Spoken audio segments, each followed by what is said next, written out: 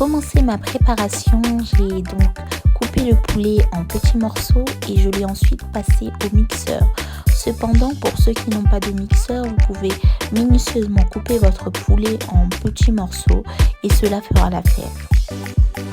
J'ai ensuite coupé mes 2 oignons en petits morceaux et j'ai poursuivi en râpant à l'aide de la moulinette ma carotte.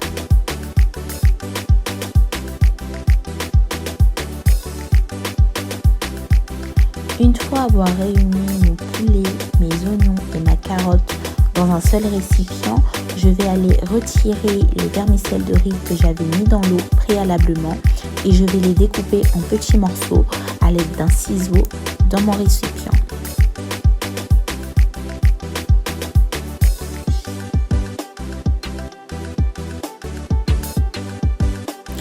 Passons maintenant à l'assaisonnement. Comme vous pouvez le voir dans la vidéo, j'ai rajouté de l'ail que j'avais coupé en petits morceaux.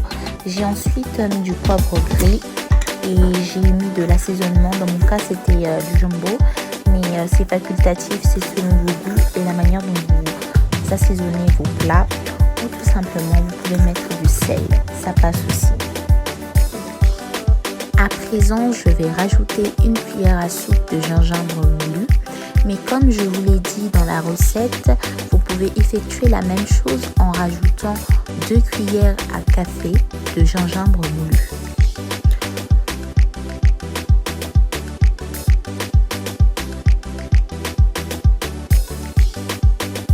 Là, comme vous pouvez le voir, j'ajoute 3 cuillères à soupe de la sauce Nuec Mam. Par la suite, je vais prendre mon œuf et je vais le casser. Mais en dehors de la caméra, je vais rajouter un œuf par rapport à la quantité.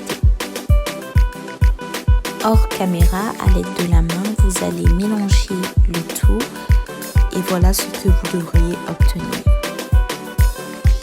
Voici les feuilles de riz ou galettes de riz que je vais mettre dans l'eau 1 à 2 minutes avant de les mettre en forme les unes après les autres.